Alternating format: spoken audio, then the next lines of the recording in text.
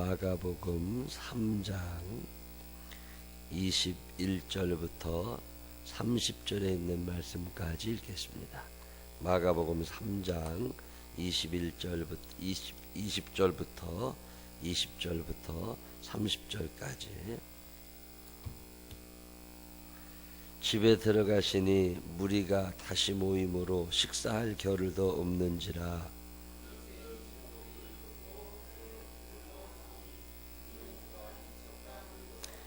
예루살렘에서 내려온 서기관들은 그가 바알세불이 집혔다 하며 또 귀신의 왕을 힘입어 귀신을 쫓아낸다 하니,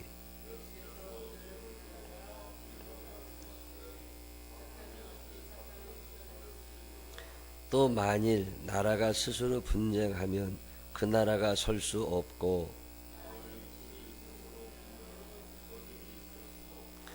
만일 사탄이 자기를 거슬러 일어나 분쟁하면 설 수 없고 망하느니라.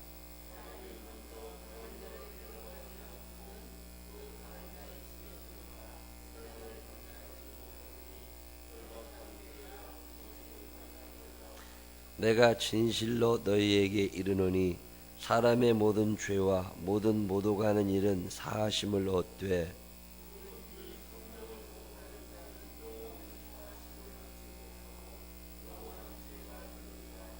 함께 읽으십니다.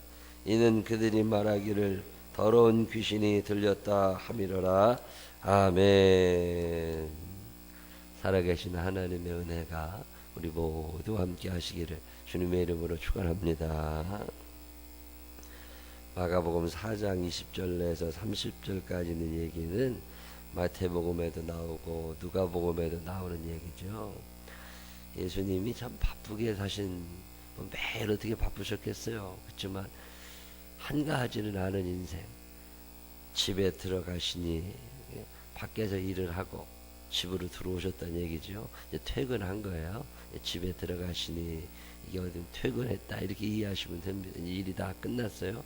들어왔는데 사람들이 또 모여든, 식사할 겨를도 없이 바쁘셨다.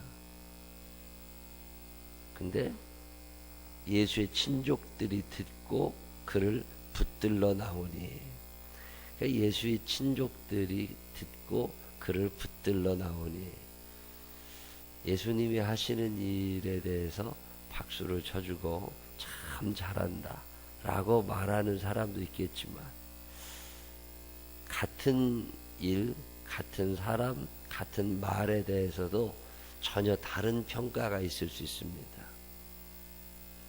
미쳤다는 얘기 할 만한 사람들이 있을 거예요.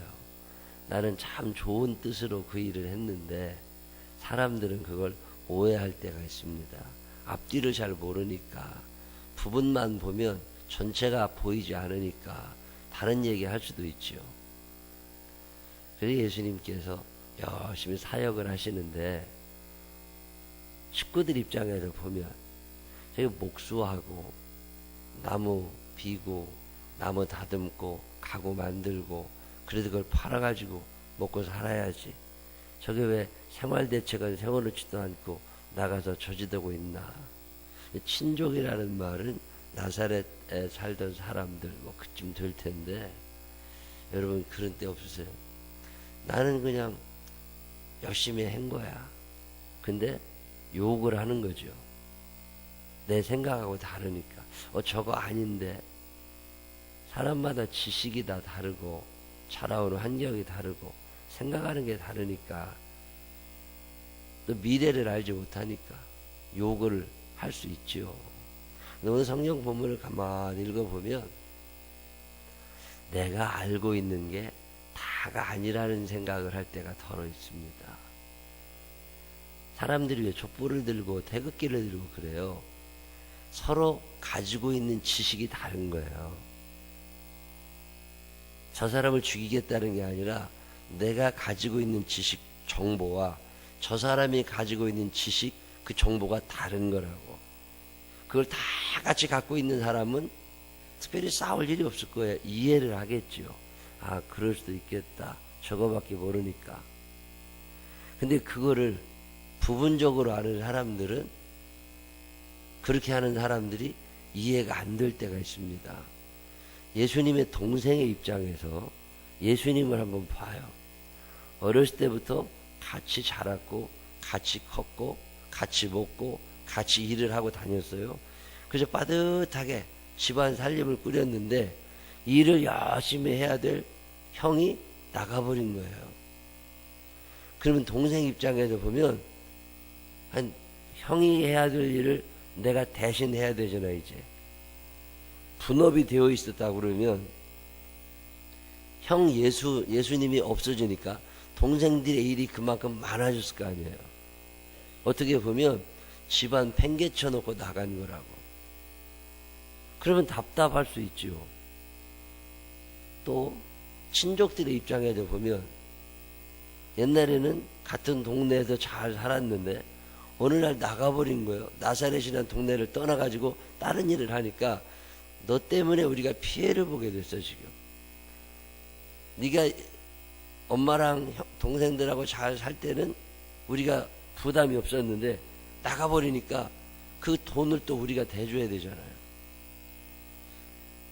예수님이 갑자기 하나님께서 주신 사명을 감당한다고 떠나실 때 모든 사람이 박수를 쳤을까?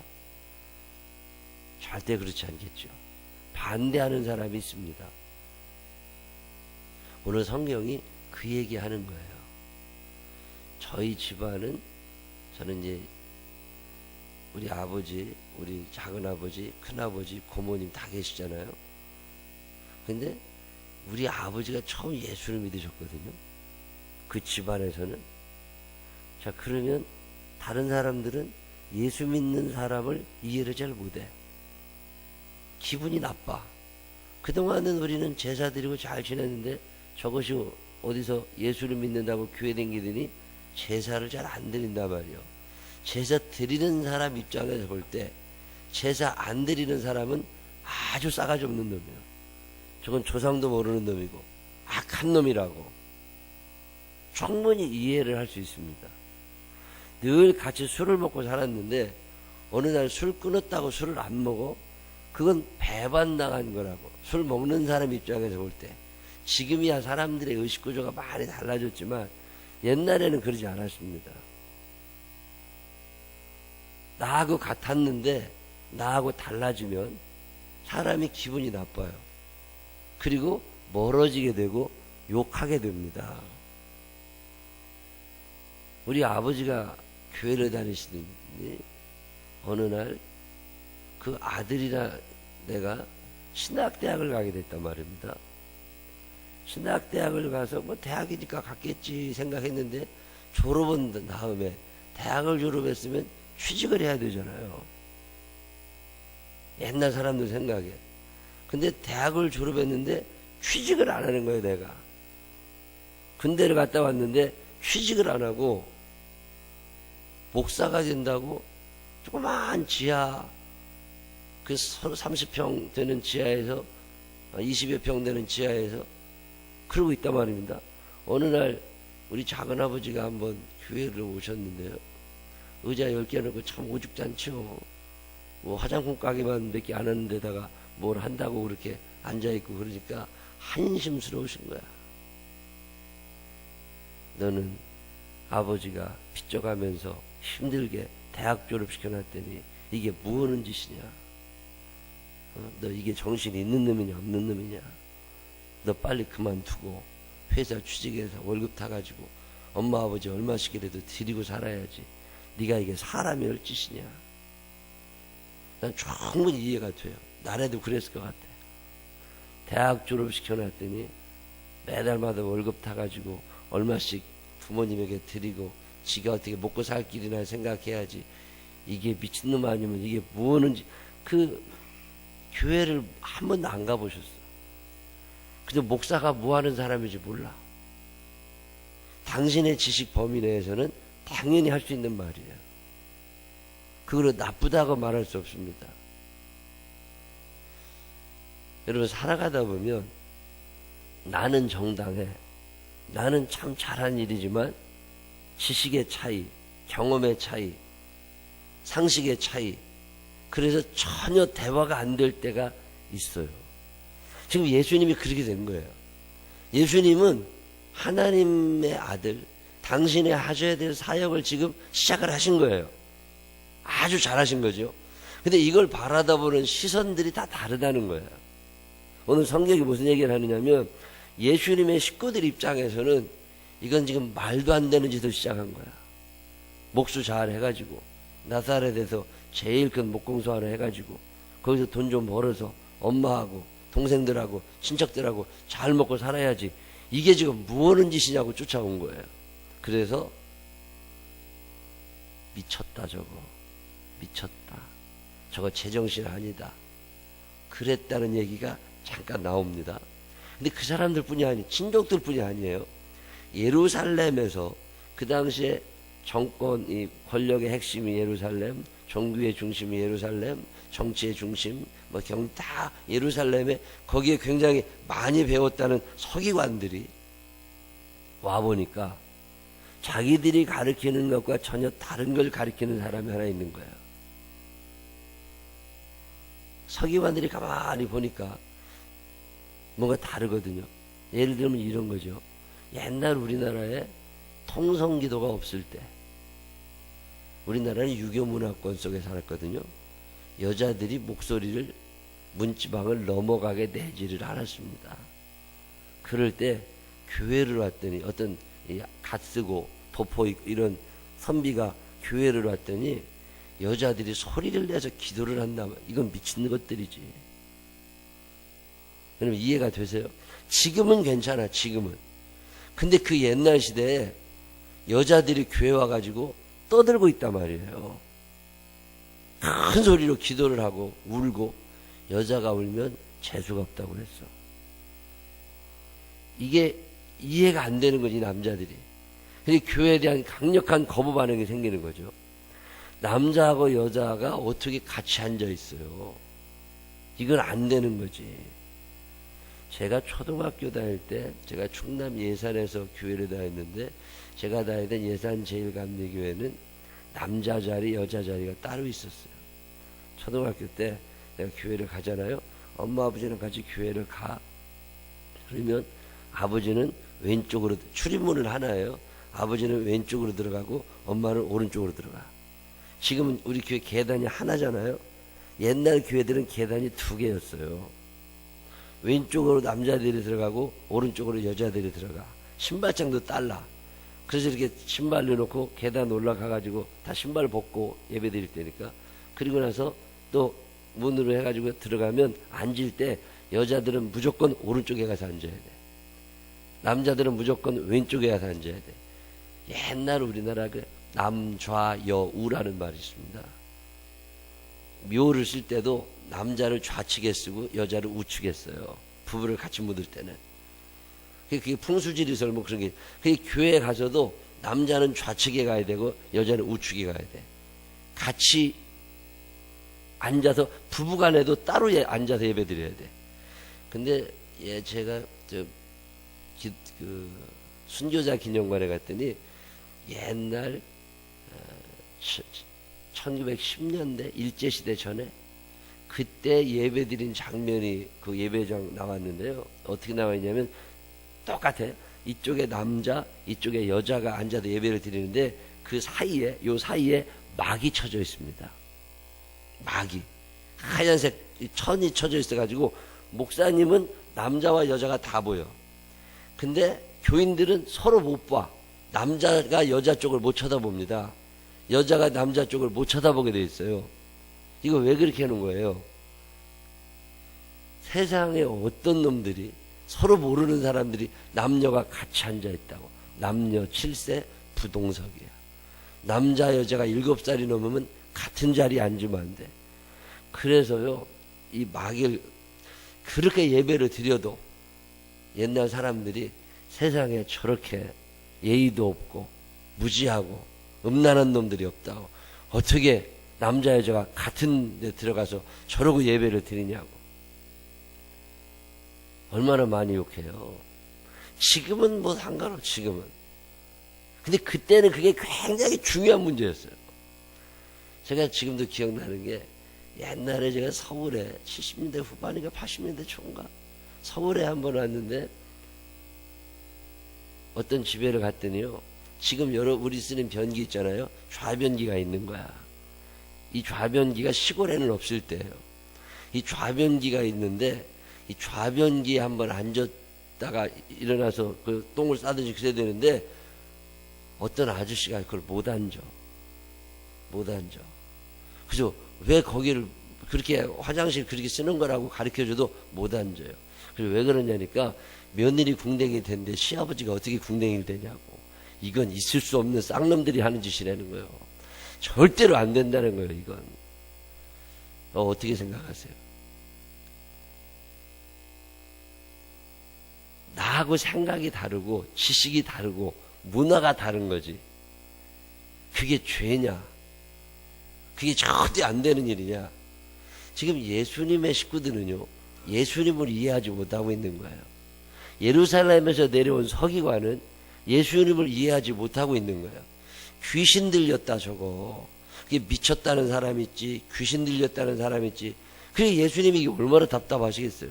저거 귀신이 들려가지고 귀신을 쫓아내는 거지.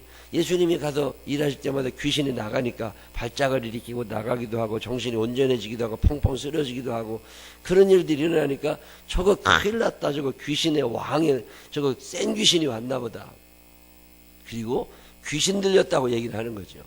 이게 미쳤다는 사람 있지, 귀신 들렸다는 사람, 박수 쳐주는 사람 없어.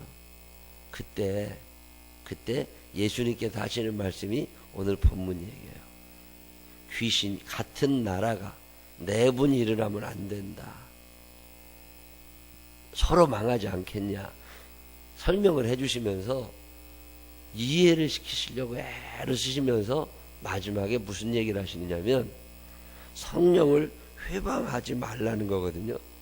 성령을 모독하는 자는 사심을 얻지 못하고 영원한 죄가 된다. 예수님을 향해서 귀신 들렸다, 미쳤다 이렇게 얘기하는 사람들에게 하시는 말씀이 이 말씀이에요. 여러분도 세상에 살다 보면 우리가 나는 괜찮아, 나는 떳떳한 일이야, 난 신앙의 양심에 전혀 어긋나지 않아, 그래도 사람들이 뭐라고 할 때가 있습니다. 그때 어떻게 하세요? 그때 어떻게 하세요? 이 사람들이 싫어하니까 그만둬야겠다. 그리고 그만두는 사람도 있겠죠. 그 어떤 사람은 그랬거나 말했거나 내 하고 싶은 대로 하는 사람도 있겠죠. 근데 오늘 이 본문을 가만히 읽어보면 이런저런 말씀이 가능한데 어떤 목사님이 무슨 얘기를 했느냐면 나하고 생각이 다를 수 있다는 거예요. 살다 보면 배운 것도 다르고 자라온 환경이 다르고 문화가 다르니까 그때 할 말과 안 할 말이 있다네요. 해서 안 되는 말, 해도 되는 말이 있는데 예수를 믿는 사람들은 적어도 남을 욕하기 전에 저게 하나님의 뜻일까? 이 생각을 한 번쯤 해보자는 거예요. 내가 알고 있는 지식의 범위 내에서 이건 틀림없이 잘못된 일이지만 그때 비난하고 미쳤다, 귀신 들렸다 말하기 전에 혹시 하나님이 저렇게도 역사하실 수 있나? 이런 생각을 한 번쯤 해보라는 거야. 그러면 욕할 일이 없습니다. 이혜인 수녀가 쓴 시집에 보면 이런 글이 나와요. 심은 대로 거두는데 나는 뭘 심었나? 내가 배추를 심었나? 내가 무를 심었나? 이런 생각을 하다가 문득 내가 그동안 무엇을 심고 살아왔지? 라고 생각해 보니까 언어를 심고 살아왔더라는 거예요.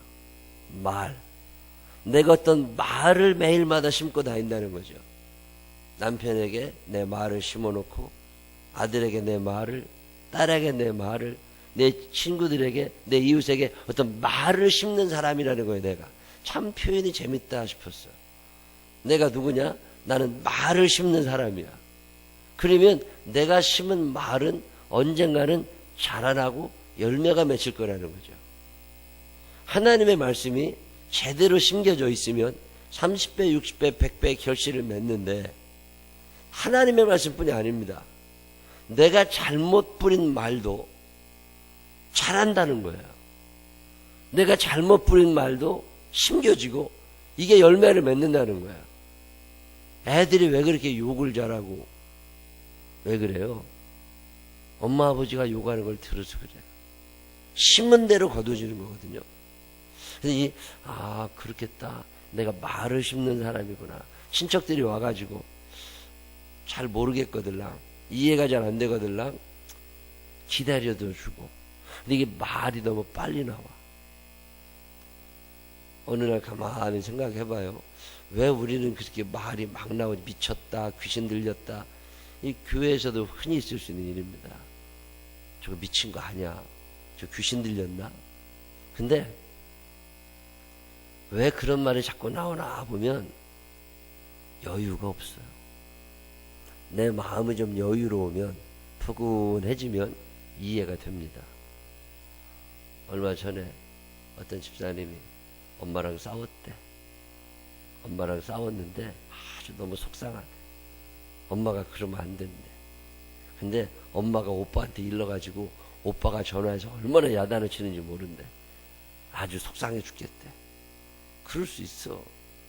그래서 울어요. 그래서 내가 그랬어요. 엄마가 매일 그러냐. 근데 요새 이상해졌대. 옛날에 안 그랬는데 요새 이상해졌대. 그럴 수 있죠. 엄마라고 화 안 나나? 엄마도 화날 일이 많아요. 근데 이제 참기 싫은 거야. 그동안 참아왔는데. 그리고 마음이 편치 않아. 화가 나 있어. 그렇다고 지나가는 사람 아무나 붙잡고 화낼 수 있나요? 제일 만만한 게 누구예요? 나를 다시 공격하지 않을 사람이야. 엄마가 화났을 때 아들한테 화풀이 잘 못합니다. 왜 그래요? 아들은 엄마들이 받아버리거든. 그래가지고 엄마들이 아들한테는 화풀이 잘 못합니다. 누구한테 화풀이해요? 다시 다시 나를 공격하지 않을 딸이 제일 만만해. 엄마도 그 구분할 줄 압니다. 화는 났는데 화풀이를 해야 되잖아. 그러니까 딸한테 막 신경질을 낸 거예요. 별것도 아닌 일을 가지고 크게. 그러면 딸은 억울해. 서운해. 근데 그때 서운하다고 억울하다고 또 가서 따져 엄마한테. 어? 엄마가 이럴 수 있냐고. 나는 그건 불효자식이 되는 거야. 그런데 그랬어요. 엄마가 그렇게 화가 나서 집사님한테 그러거들랑 우리 엄마가 컨디션이 안 좋구나. 우리 엄마가 어디 화풀이 할 데가 없구나. 그리고 그냥 듣고 있으라고. 그러면 3, 4일 지나면 맛있는 거 해갖고 올 거라고. 그때 같이 조목조목 따져가지고 엄마가 잘못됐다고 얘기하면 엄마가 미친다고. 여러분, 엄마가 막 뭐라고 전화해서 그러면 그러시냐고, 미안하다고, 죄송하다고, 그래요. 아니면 내가 뭐 이러시더니 막 따지세요. 근데 딸 입장에서도 마찬가지야. 화난 게 많거든. 딸도 화난 게 많습니다. 살다 보면. 어딘가에가는 들이받고 싶어. 근데도 착한 척하고 살아야 되잖아요. 교회 와서 아무나 붙잡고 싸울 수 있나? 그렇게 착한 척하고 살았는데 어느 날 엄마가 시비를 건단 말이에요. 그러면 누구를 공격하고 싶다고요? 다시 나한테 공격하지 못할 사람. 그게 누구예요? 엄마야. 아버지한테는 그렇게 잘 못합니다. 왜? 아버지는 같이 들이받거든. 그러니까 엄마한테 확 뭐라 그래. 그러면 엄마는 더 속상해. 그래서 딸하고 엄마가 못 사는 거예요. 며느리하고는 살아도 딸하고는 못 사는 게 그런 거라고. 그 이해하면 안 될까? 우리 엄마가 오늘은 화가 좀 많이 나 있나 보다. 어딘가 화풀이할 대상이 필요했나 보다. 성막에 보면 재를 담는 통이라는 게 있습니다. 성막, 구약성경 성막에 재물을 태우잖아요. 양을 태우고 소를 태우면 그 재가 떨어진다고. 그 재를 담아놓는 통이 있어요. 그럼 거기다 통을 다 담아. 그랬다가 이 통을 갖다가 버립니다. 그럼 다시 갖다 놔. 요즘으로 말하면 쓰레기통 같은 거죠. 저는 옛날에 이 은혜를 받았어요. 세상에 화장실이 없으면 안 되는구나. 아, 세상에 쓰레기통이 없으면 안 되는구나. 그러면 내가 쓰레기통 되지 뭐. 남들이 나한테 와서 다 버리라고 그래. 시비 걸 놈 있으면 다 나한테 시비 걸으라고 그래.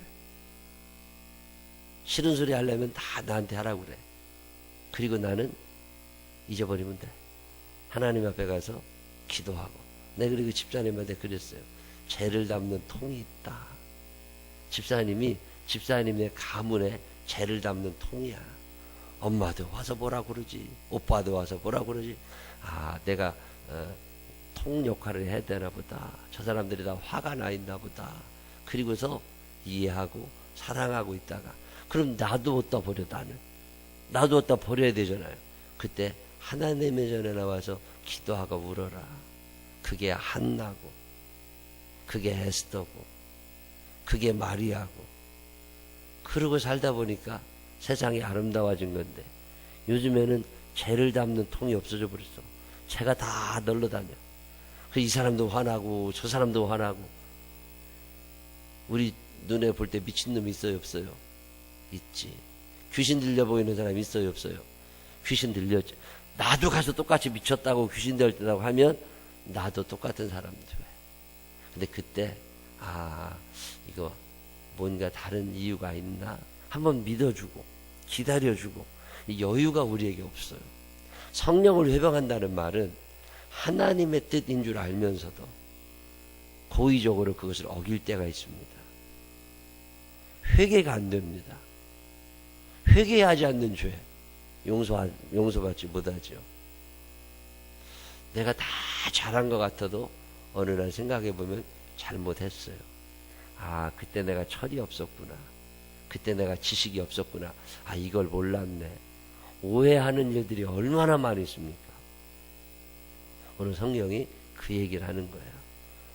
우리가 살아가는 날 동안에 내가 알고 있는 지식, 내가 경험한 것 이외의 것들에 대해서 미쳤다, 귀신 들렸다, 그러지 말고 한 번쯤 생각을 한번 해봐요. 아, 왜 저러시지? 아, 그럴 수도 있겠다. 이 성령 회방죄라고 하는 것은 성령님이 하시는 일을 막는 거거든요. 성령님이 하시고자 하시는 게 뭐예요? 영혼을 구원하는 일, 사랑하며 살게 해주시는 일, 열매를 맺히게 하시고 은사가 나타나게 하시고, 그런 일들을 성령님이 하시는데, 이 성령님이 그런 일을 하지 못하도록 내 마음이 완고해져 버려서 딱딱하게 굳어버려 가지고 아무것도 들어오질 않아. 그러면 구원을 어떻게 받아요? 그러면 어떻게 회개가 돼요? 그러면 어떻게 하나님의 말씀을 받아들여요? 아무것도 안 되는 거지. 굳어져 있는 마음. 씨가 뿌려지는데 길가에 뿌려지면 언젠간 자라겠지. 천만의 말씀입니다. 길가에 뿌려진 씨는 새들이 와서 먹어버립니다.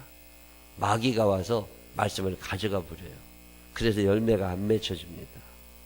내 마음이 완악하고 굳어져 버리면 성령님이 어떤 일을 해놓고 싶어도 못 하십니다. 그래서 좀 여유롭게, 그럴 수도 있겠다. 언제쯤이면 이 생각을 하게 될까? 어느 날 생각해 보면 내가 다른 사람을 향하여 미쳤다고 말할 때가 있어요. 도저히 이해가 안 되거든. 어느 날 생각해 보면 내가 저거 귀신 들린 거 아니야? 이런 말을 할 때가 있어요. 한 번쯤 이 말씀이 생각이 나서 우리가 살아가는 날 동안에 하나님의 뜻이 아닌 걸 하나님의 뜻이라고 우길 때가 있는 것처럼, 하나님의 뜻인데 하나님의 뜻이 아니라고 우길 때도 있어요. 그런 어리석음을 범하지 않고 이 성령을 회방하는, 하나님의 뜻을 가로막는 그런 일을 하지 않게 지혜를 달라고, 이해하게 해달라고, 사랑하게 해달라고 기도하면서 바르게 믿을 수 있는 우리 모두가 되시기를 주님의 이름으로 축원합니다. 기도하십시다. 하나님 아버지, 오해가 많은 시대를 삽니다. 하나님의 뜻을 잘 알지 못하면서도 정죄할 때가 있습니다. 미쳤다고, 귀신 들렸다고. 우리가 혹시 그렇게 수근거리는 사람들은 아닙니까? 내가 이해하지 못한다고 수근거리고 비난하지 않습니까? 막 말하지 않게 하여 주시옵시고 한 번쯤 생각해 보게 하셔서 하나님의 뜻이 무엇일까 고민해 볼 수 있는 우리가 되게 하여 주시옵소서. 잘 모르겠거든 차라리 조용히 입을 다물고 기도하면서 하나님의 마음을 헤아릴 줄 아는 여유도 허락하여 주시옵시고, 나로 말미암아 내 주변에 있는 사람들의 분노가 줄어들 수 있는 그런 사람이 되게 하여 주시옵소서. 오히려 내가 더 화가 나서 저거 미쳤다고 귀신 들렸다고 이야기하고 그러지 않게 하여 주시옵시고, 불쌍히 여기는 마음으로 기다릴 줄 있게 하여 주시옵시고, 하나님의 뜻을 분별해낼 수 있는 지혜로운 사람들이 되게 하여 주시옵소서. 성령님의 뜻인 줄 알아 그 길을 묵묵히 걸어가는 이들에 대하여 비난하지 않게 하여 주시옵시고, 오히려 기도하고 응원할 줄 아는 사람들 되게 하여 주옵소서. 예수님 거룩하신 이름으로 기도드렸습니다. 아멘.